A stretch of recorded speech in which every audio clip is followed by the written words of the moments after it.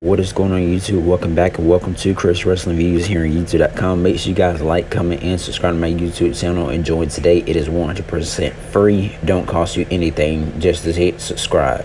So, you guys, last night on NXT, we seen the $1 Million Man Ted DiBiase and Cameron Grimes, the new $1 Million champion. They were saying, well, Ted DiBiase was basically just praising Cameron Grimes, saying they're going straight to the moon. And then after they said going straight to the moon, that's when money popped out of a cannon and everybody started reaching, and that money must have been real. Then we had this real big strong powerhouse Richholland with Pete Dunne, of course, and then there was Tommaso Ciampa as well in Timothy Thatcher's corner. So it was Richholland versus Timothy Thatcher in a one-on-one match. As you can see, where Timothy Thatcher was trying to go for a single leg crab onto Tommaso Ciampa, and then Richholland was talking mess to Tommaso Ciampa. The referee was telling Tommaso Ciampa to get back, and then that's when Richholland started blowing the feet, to the face of Timothy Thatcher. Timothy Thatcher goes around with some slaps, of course, you guys. Timothy Thatcher is really strong, you guys. And then we seen the shoulder block right here. You got kind of like there was a power slam. Richholland ends up winning, you guys. And that finisher maneuver is called the Emerald Fusion. I didn't know the name of it until I happened to go back and watch it once again. And then we seen right here, you guys, where Timothy Thatcher ends up getting pummeled, you guys. And then that's when everybody just started coming out, and then that's when Richholland ends up hitting Timothy Thatcher with a looks as to me like a lead pipe. Then we celebrated last week where Indy Hartwell and Dexter Lumis got engaged. And then right here, you guys, they talked about how they were going to get engaged, how they were going to get married on September the 14th on Tuesday. Wonder what's going to happen with that. And Wade Barrett, he was basically saying, he was like, my goodness. And then so it was just pretty funny, you guys. Definitely go back and watch it. Then we seen Casey's Carzino, however you say her name, Casey and Kaiden versus Jane Dolan and Gigi Dolan and JC Jane. Not really a big fan of Gigi and JC, but am a fan of Casey and Kaiden. They're definitely some great tag teams. I definitely have to say the least. As you can see, the little highlights of what happened with the matches. Kaiden Carter is basically like the powerhouse with Casey. Casey's like the high flyer, and Kaiden is like the powerhouse. But as you can see, Kaiden came in pretty strong. You see Kaiden comes in with a kick to the neck of Gigi Dolan.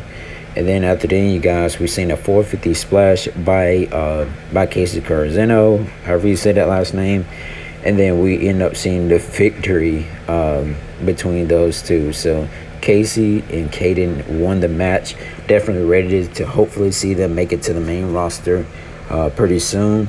And then we had a match by a lady named Valentina Feroz versus Kaylee Ray. Kaylee Ray, I believe she was the one that returned and that wanted to fight. Yeah, she was the one that returned and wanted to fight Raquel after Raquel defeated Dakota Kai at NXT TakeOver 36. And then, you guys, this match really ended up pretty quick. Looks like we're probably going to see a new NXT Women's Champion, because this lady is strong. I never seen her wrestle until last night. And most of you guys probably know her. They said she was like from the UK and so on and so forth. But she ended up hitting a gory bomb onto Valentina and winning the match. Then, you guys, we had a segment between Samoa Joe and Pete Dunne, and Samoa Joe and Pete Dunne have been staring at each other over the past couple weeks. and then a fight ends up breaking out. Then we had Carmelo Hayes versus Odyssey Jones to see who's gonna get the breakout contract and to challenge any NXT champion of their choosing. What I feel like that should happen, you guys, is Odyssey Jones and Carmelo Hayes should compete for the NXT Tag Team Championships against MSK. That's what I feel that should happen. That's what I feel that NXT should verily let those two superstars have, because they had their match was the better match than any match they had on the show last night. But Odyssey Jones ends up getting like pinned as like a backward cradle pin or something like that. But Odyssey Jones, Carmelo Hayes ends up showing respect to Odyssey Jones for that great match.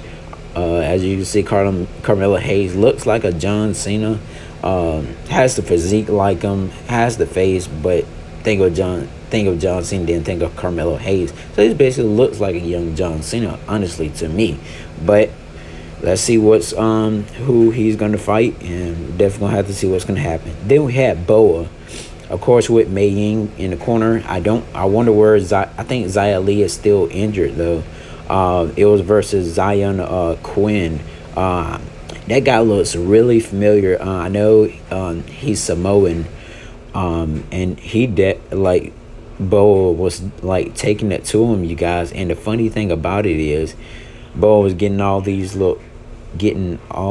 these little blows and stuff in, you guys. And then that's when Boa turned around to Mei Ying, did the little hand symbol like I'm gonna finish it, and then that's when Zion Lee just come over with like a high cross forearm, some like maneuver, and ends up winning, you guys, and hit 1, 2, 3 on Boa. And I'm definitely ready to see who Zion Quinn next opponent will be.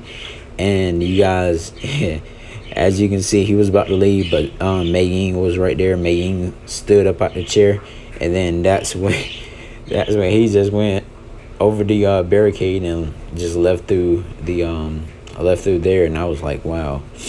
And then Dexter Lumis was backstage, of course. He was arguing with that guy about the marriage thing between Indy and so on and so forth. Tommaso Ciampa versus Richholland next week. Timothy Thatcher is out indefinitely due to the brutal attack by Richholland. Then we had Hit Row, of course, with Ashanti Adonis, Isaiah Swerve Scott, and Top Dollar. I was about to call him $1 Million, but Top Dollar. Then Legato Del Fantasma. They came out as well. Those two tag teams, you guys, are phenomenal. I'm ready to see them become on the main roster. I would definitely want to see both of these tag teams on Raw when their time comes too. Legato Del Fantasma is my favorite tag team, but Hit Row is at the same time now. So both of them my tag team, no matter who won the match, no matter who comes out on top, anytime that they face each other. But they definitely do put on great shows, whether they fighting 1-on-1, 2-on-2, 3-on-3, or whatever. But as you can see, the lady with Hit Row ends up pushing Santos Escobar into the pole, and then we see Elantra Lopez comes out and takes up for Legato Del Fantasma and hits.